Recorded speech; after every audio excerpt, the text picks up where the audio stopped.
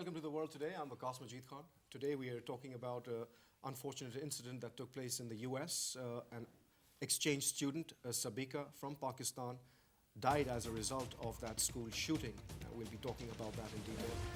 A very unfortunate incident. The Prime Minister, Shahid Khaqan Abbasi, along with other leaders from the ruling party have also expressed their condolences and gone and commiserated with the family of the deceased. But we are also expecting that the body of Sabika will arrive in Karachi today sometime. Very, very unfortunate, and a lot of cause for the Americans to look inwards and introspect that why is it that America is the only country in the world that is unable to put a lid on these tragic incidents where children take up guns or steal guns from their parents and go on a rampage, killing innocent students in their schools. It is unacceptable and unheard of, and very, very, very tragic. But it seems that the Americans are still oblivious to the fact and do not want to address this issue as it should be addressed. Our second topic has to do with more misery, because it is to do with the Indus Water Treaty, which India is in flagrant violation of. It is going to lead to a very disastrous situation in the region, which is the subcontinent. Pakistan will be discussing India's violations of the Indus Water Treaty with the World Bank president. That is our second topic to discuss. Let me introduce my guests in the studio. Joining me for the conversation today, first of all, we have Raja Qaisar with us, and joining him we have Major Ahson Bashir. Thank you, sir, for being here. Raja Sahab, I'll start with you. This is not the first time, and we've done a number of shows on this phenomena that is becoming unique to the United States because they fail to take any logical, rational action to prevent these deaths from occurring time and time and time again. They seem to be now becoming a laughing stock for the rest of the world, but it's not a laughing matter since innocent children end up losing their lives for no good reason. Oh, well, thank you, Waqas. First of all, it's not an intermittent eventuality. This kind of thing is becoming ubiquitous, and not only to the United States of America, but in the European states as well, because we had experienced kind of a rundown in Berlin as well, in Brussels as well, in London. I mean, people, they are subjected to the worst kind of these terrorist incidents and acts. I mean, for instance, teenager terrorism over there is also a huge challenge. Plus, this United States of America, it is also under the subject of a furious kind of an otherness which they have created towards the rest of the world.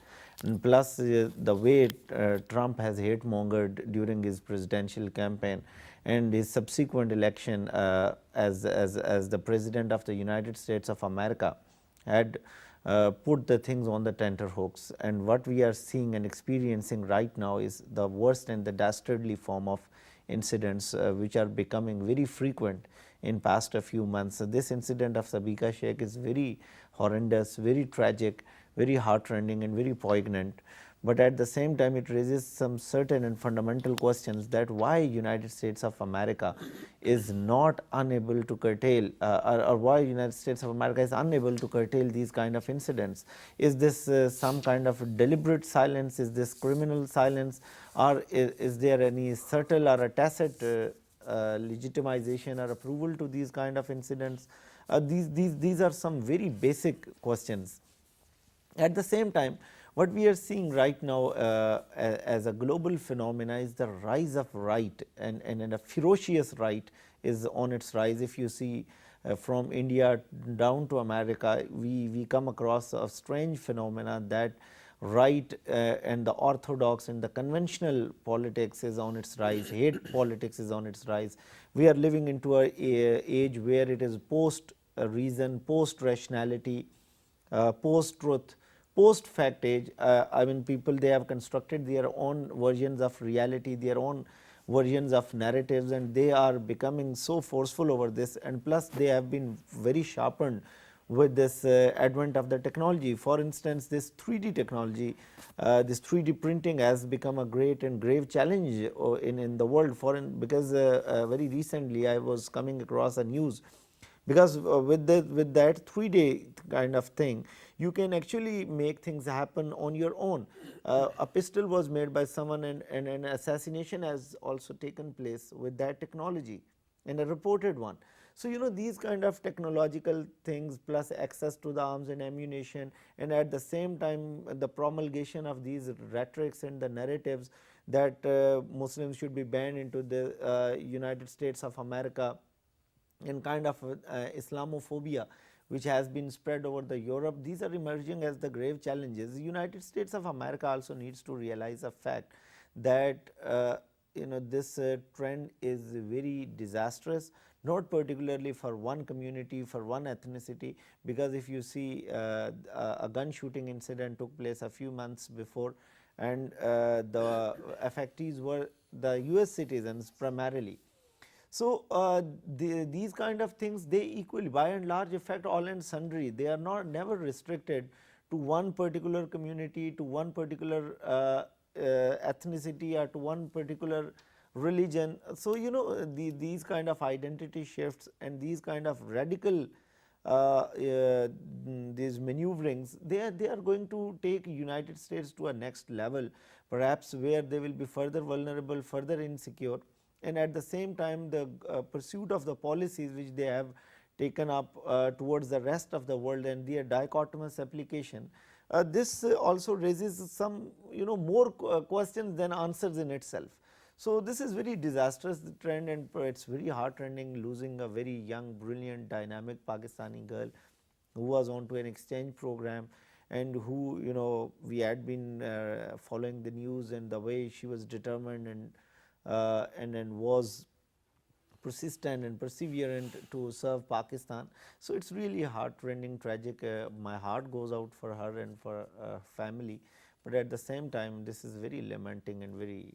And the reaction that we've been witnessing from the United States authorities is the same, which is thoughts and prayers. And the other aspect that we've not been able to see this time is the condemnation of this man as a terrorist. Why is it that every time it turns out to be a white supremacist sort of a mindset holder, he is not labeled as a terrorist in the West? He is usually labeled as mentally unfit, unstable, fringe, somebody who's completely unstable, not assimilated in society. Why is it this defense of white supremacist mentality when it comes to them perpetrating terrorism on their own people and not being admitted as such? Why is that the case, sir? Bismillah ar-Rahman ar-Rahim. First, because I would like to pray for Sabika that may Allah bless her soul and grant her Jannah, and also give strength to the bereaved family who is left behind, and also grant them strength to bear this irreparable loss which they have gone through. Having said this, your question is very, very pertinent to the situation, what is happening for such a long time now that we have seen.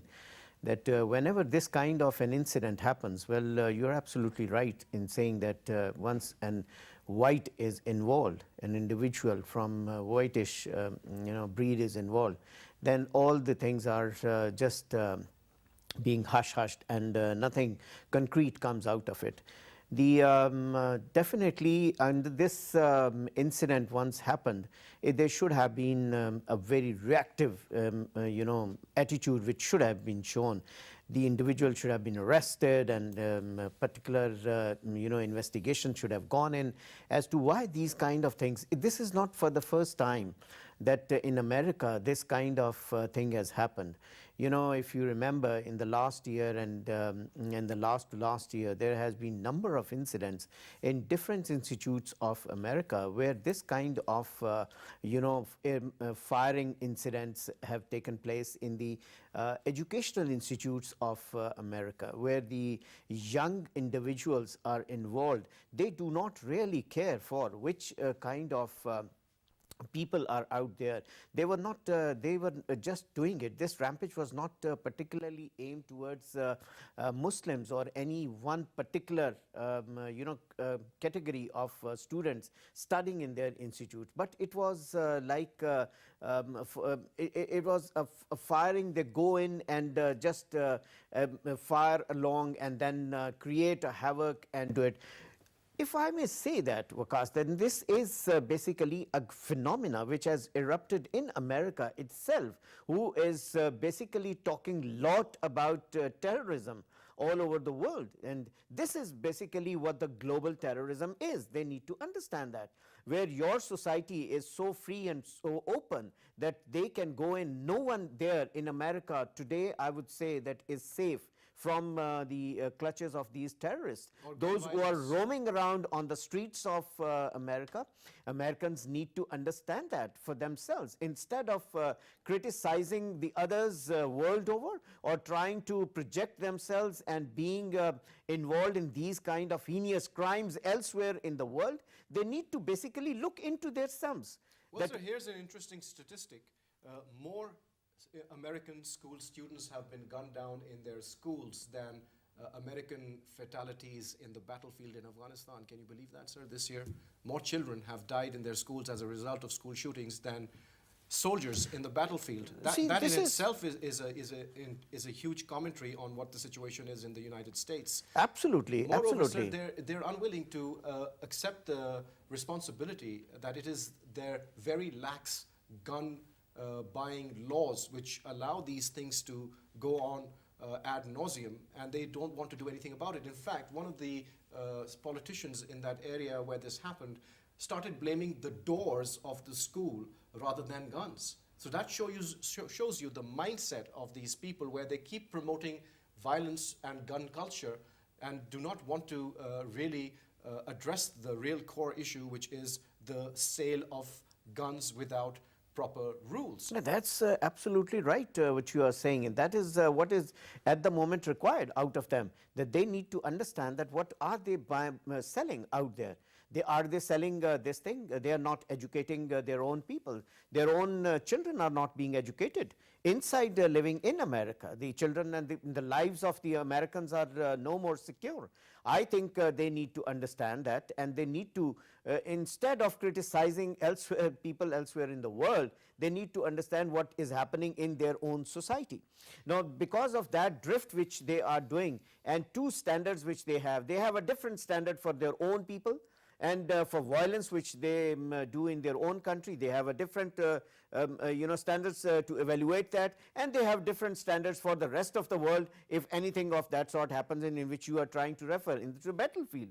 They are getting themselves involved in into the countries and toppling and what not, but what is happening inside their own society is it's being born.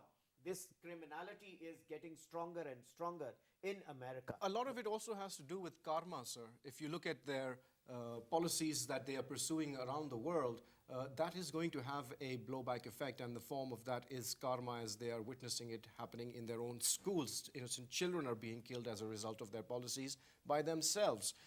We had Sandy Hook, the event that took place earlier, and school shooting took place, a number of children died, and we had the slogan coming out, "Never again."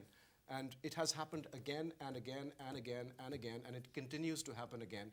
And this empty slogan of "never again" from Sandy Hook has no meaning left. Then we had this huge movement by students across the US. They walked out of their schools in order to bring attention to this very, very important issue. Again, nothing came out of that. The children walked out of school, and then again what we had as a result was school shooting, because the powers that be in the US are either sold out to the National Rifle Association or to the gun lobby, and they are willing to have their own children die and not take the necessary action or make the necessary laws to protect their lives. Is there anything that you can explain to me, the logic, the rationale behind such behavior? Well, Waqas, you need to look at this particular process at three levels. I mean, we need to have a broader picture to understand this, what is happening. And for that matter, we need to look at this thing with over micro level, meso level, and macro level.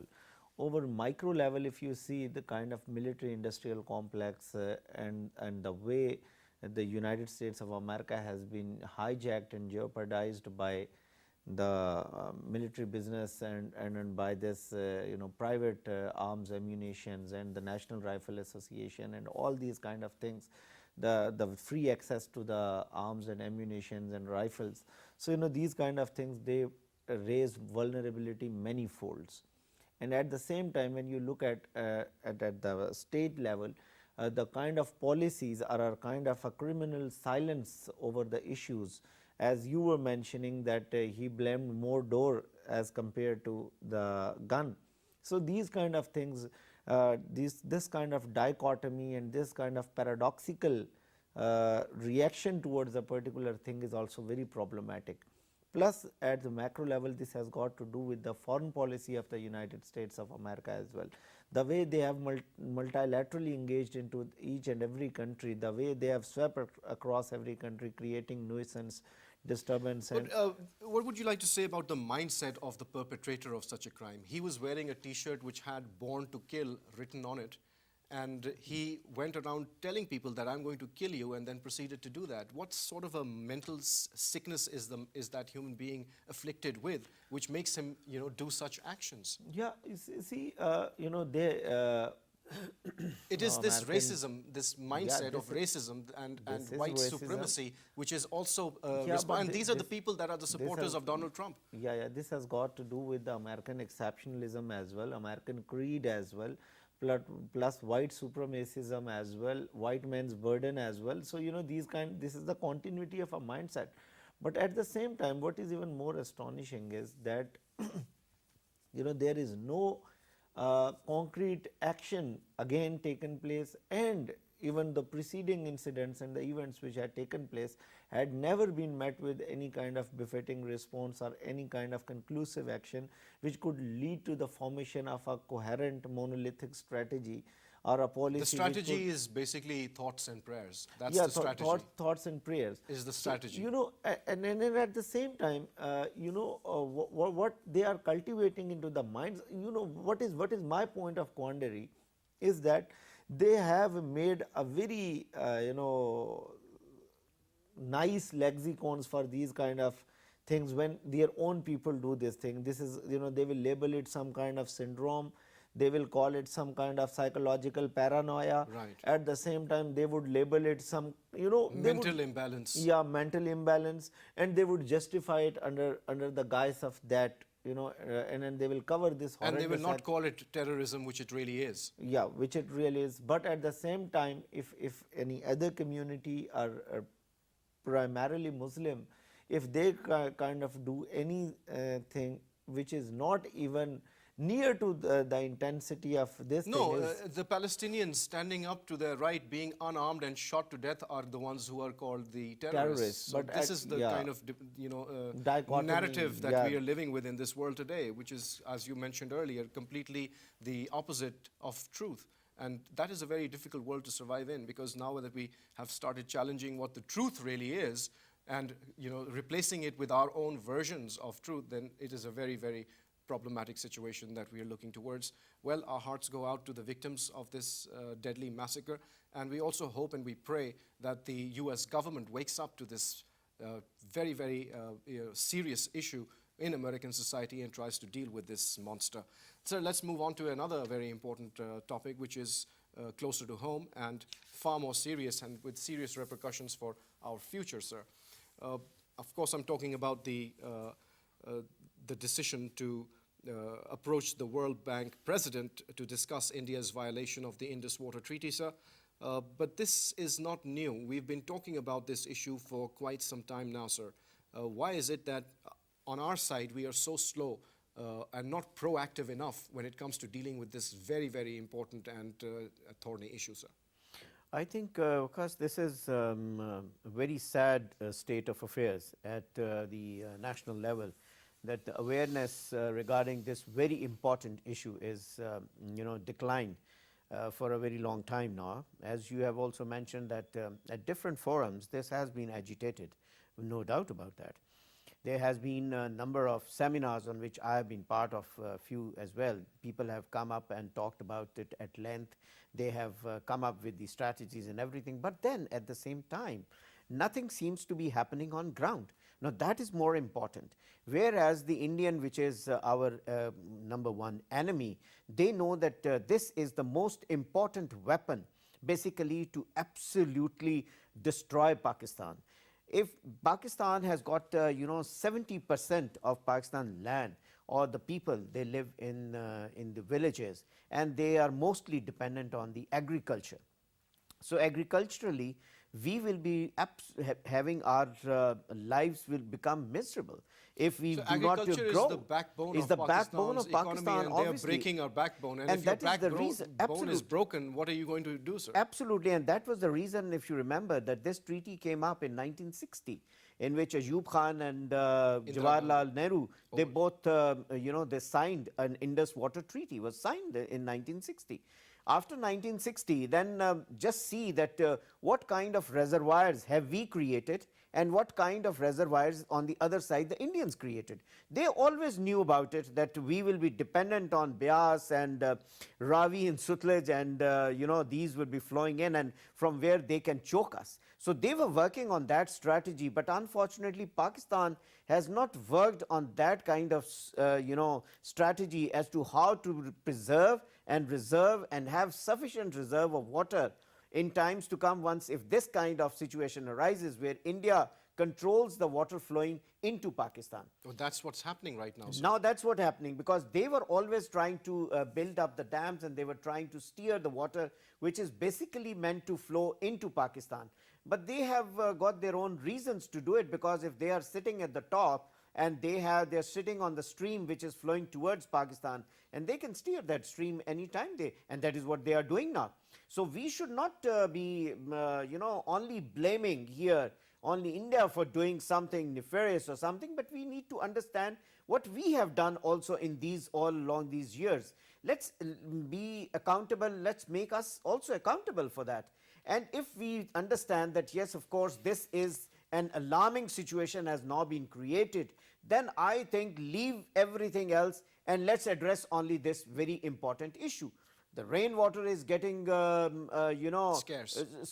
The rains are getting scarce, and if we are getting some rains, then that water is getting down to the sea and wasted. Getting wasted. Yes. And because of the overall climatical change, the weathers have got hotter out there. The melting of the glacier has increased. So that water which is flowing from north to south into Pakistan, we have no reservoir to control that water or to stop that water and make use of that water. No, that is again going and getting down into the sea and getting wasted. So where is our, I think we need to understand now at least that Pakistan is heading for a very disastrous sort of situation where the water will not be there. We need to also, on the same way, we need to also educate our nation as well, to make sure that this is the situation, and now we need to use judicious utilization of this water should be done.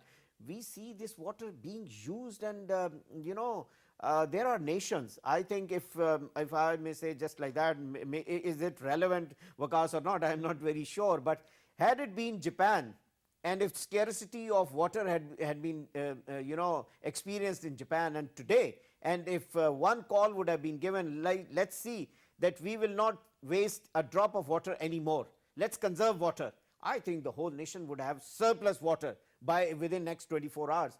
Are we that kind of nation or not? If not, then who is going to be blamed for that? Who is? Well, let's ask Raja Saab, sir. Raja Saab, who's going to be blamed? Well, Waqas, it really takes me aback when I see our political elite and our decision-making elite obsessed with macroeconomics infrastructures, but at the same times they don't realize the intensity or the monstrosity of the threat which emanates from the water shortage. There had been certain reports, SPDI reported We've been this. talking about Pakistan running out of water and climate change for the past at least 5 years. but More we have than not that. seen more than that, of course. But I'm just talking about my own program, which has been going on for 5 years, and we've been talking about this issue. Over the floor of the assembly. We also had recently a water policy that was announced. What is the real value of such a water policy when there's no water? Well, let me come to that. But let me complete my argument. Means, on the floor of the assembly, the then Minister for Power and water, Khwaja Asif, he said that by 2025 we'll be facing an acute shortage of water. But that fell onto our deaf ears. We didn't give a damn to this caution. There had been threatening cautions. There is an alarming situation which we are dealing with right now, and I fear like one day, if you could call up, we woke up and we came across that there is no petrol in Pakistan, and we had come across a very deadly scenario where kilometers long lines and queues for the with the scarce availability of petrol. I fear one day this is going to happen again. We'll wake up and we'll see there is no water, and this will be the eventual fallout.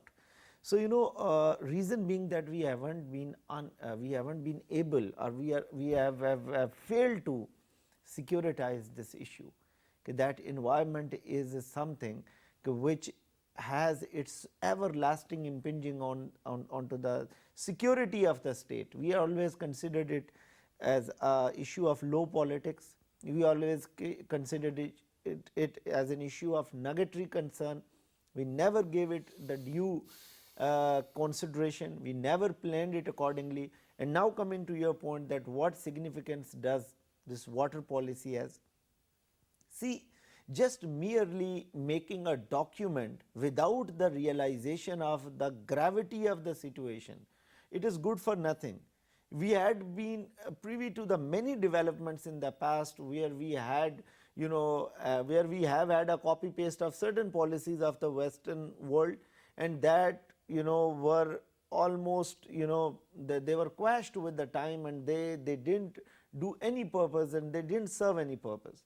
So just announcing a policy and promulgating it for the public consumption, and just to show it that we are doing something on this count is not the need of the hour. The need of the reality is something completely different. Yeah, reality is very. There's no water in the south of Punjab right now. There is no water in the south of Punjab. There is no water in the interior Sindh. There is no water in Baluchistan. Plus, we have been unable to form our water pondages. We blame India for the water aggression, for the water terrorism. But what we have done to ourselves is even more alarming, even more pitiful.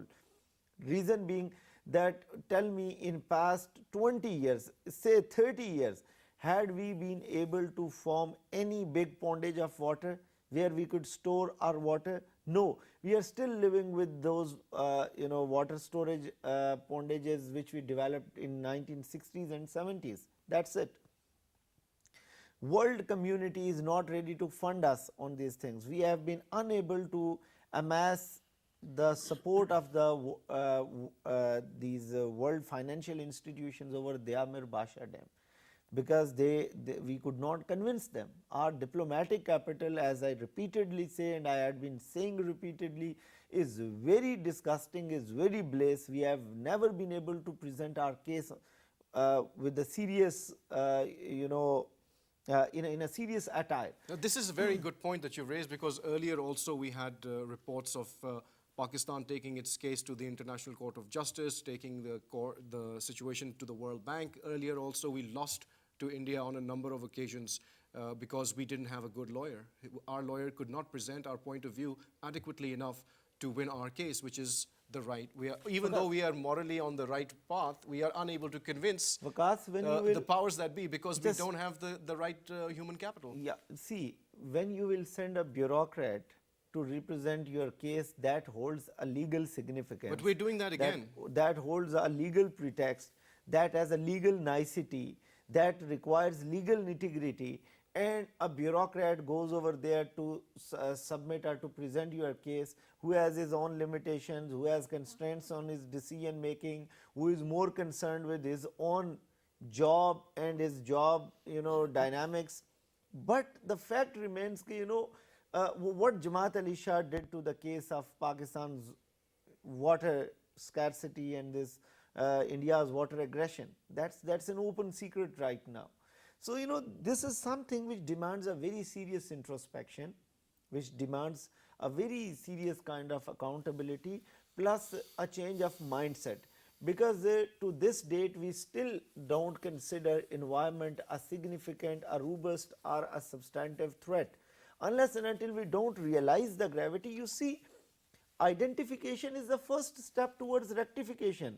Where diagnosis is absolutely faulty, how prognosis can be right? So, this is something that we need to look with a very broader picture, in a very broader pretext, in a very broader preview.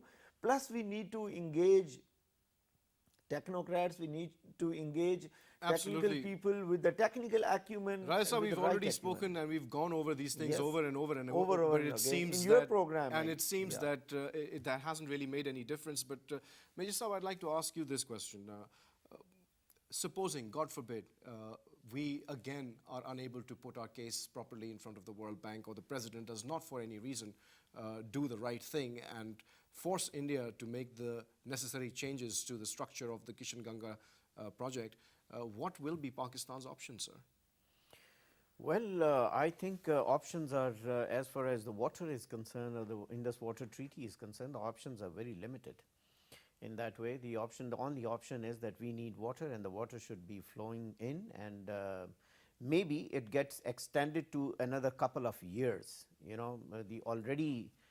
The time period for the extension period can be sought from the international court or from there, and they may like to intervene into it and give an extension period of another couple of years, maybe another 10 years, 12 years to Pakistan, to make sure that their reservoirs and their things are in place. And then this already treaty, which was for a limited time, it was not for lifelong, for that matter.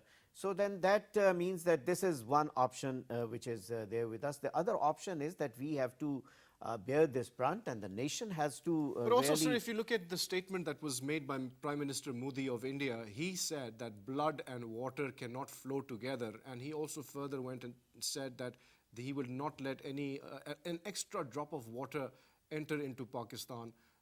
So this was a blatant, declared policy of threatening Pakistan by the use of water, by controlling Pakistan's waters.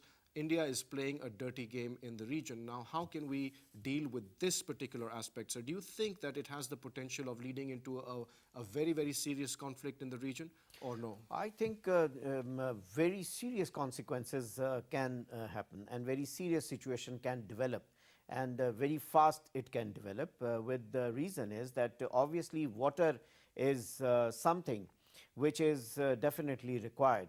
And if I take this, wordings of Modi, which you have just said, that yes, blood and water cannot flow together. Obviously, blood and water cannot flow together. And this is what the Indians are doing. What is they are doing in Kashmir? They are, making the blood flow. And that Kashmir water, which they are trying to control, is basically the water which has to flow categorically into Pakistan, and that is the treatment. That water, they have no right to basically control that water. Now, there the problem basically is that that water which has got natural flow towards Pakistan was committed, for that matter, to come to Pakistan, and Pakistan. Yes, sir, but the powers that be in Pakistan have foregone their rights on the rivers, because being a lower riparian country, we had rights on all the rivers that flow out of India into Pakistan, but we forwent our rights on 3 eastern rivers and kept the 3 western rivers for ourselves. And now we see India is now stealing water out of our western rivers as well. So is there some way that we can go and revisit the Indus Waters Treaty in such a way that we would also want our share from the eastern rivers, because every lower riparian country in international law has to be given water if by a country which is on the upper riparian level, as India is.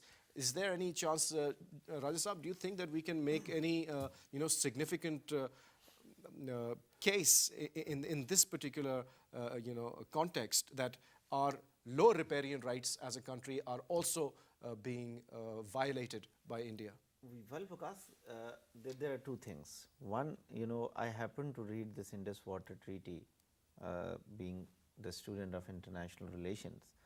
So, there is a kind of a misnomer which we are living with. This argument is not entirely correct that India does not have the right to use the water from Pakistan sides of river. No, they have non-consumptive rights, but non-consumptive rights but the fact means is, what? See. What is there? The spirit of the treaty says that if the water remains unused and the other country fails to make the pondages to store the water, and the water, it goes in a waste, then the upper riparian state in the case of Indus Water Treaty, that is India, has the right to use waters from those rivers as well.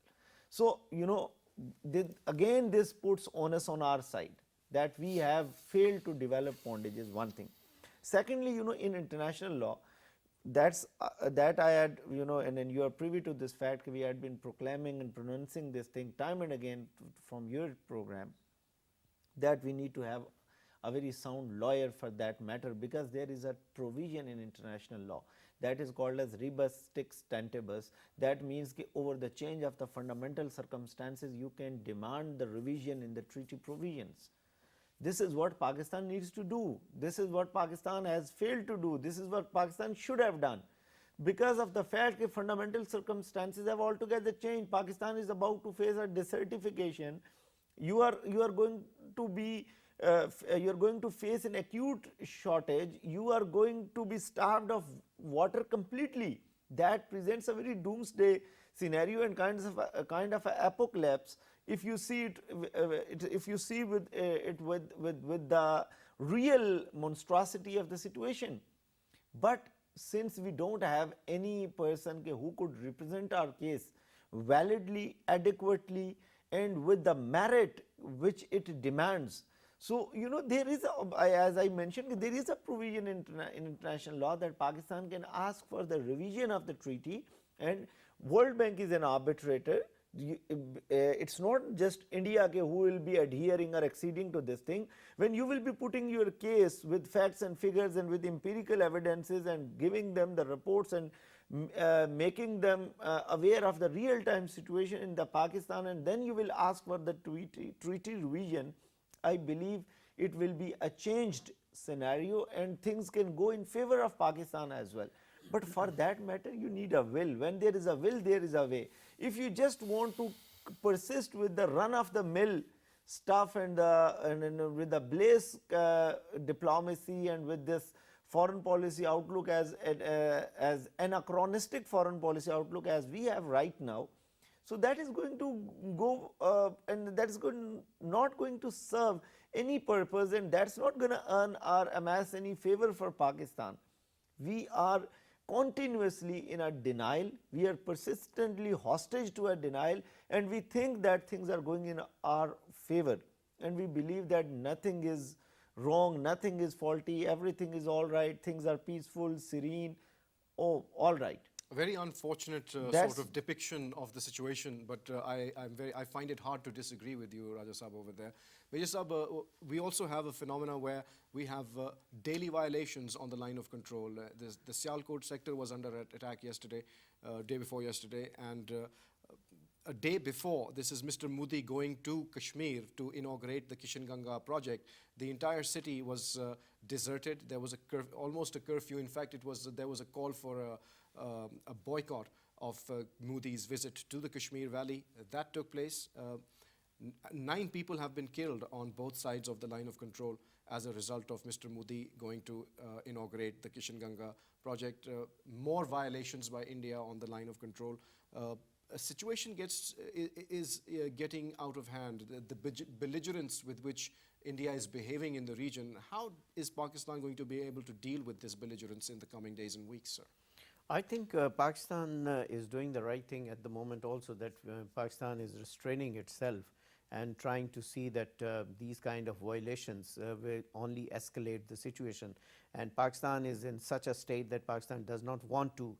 Pakistan is focused on its economic growth with the regional realignment which has happened, and Pakistan does not want any escalation on the military side or on the borders, and especially with on the eastern side of the border, and also definitely on the western side also, with the influx of Indians out there, planning for insurgency kind of situation they're trying to make in Baluchistan and in KPK also. But then seeing all this, Pakistan, I think, primarily is of the view, and Pakistan is doing the right thing, that restraint is the best option, or the policy will be for the time being. But then if India continuously tries to aggravate the situation by design, which they are going to do, and they are trying to do it, and in every summer definitely they try to do it before the winters set in. They always try to make the mountainous, terraneous borders active during that time, and they try to show their presence with the dominance on the hills and on the top. So that is what is going on. But then at the same time, election in Pakistan is coming, and Pakistan's internal situation is, everyone is well aware of that, what is happening.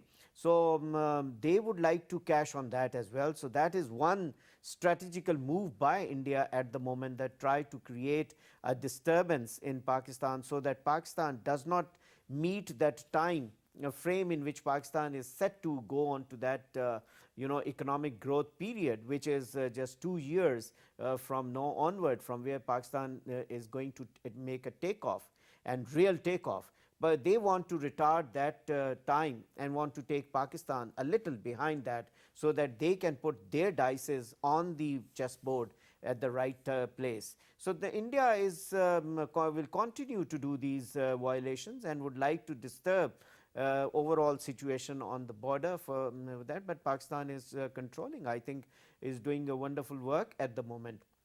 Situation is that there are certain other important things which needs to be seen also. The standoff for which India is conspiring between the civil and the military and the other, that is a dangerous scenario which they are trying to give heed to, and they want to promote that kind of thing in Pakistan.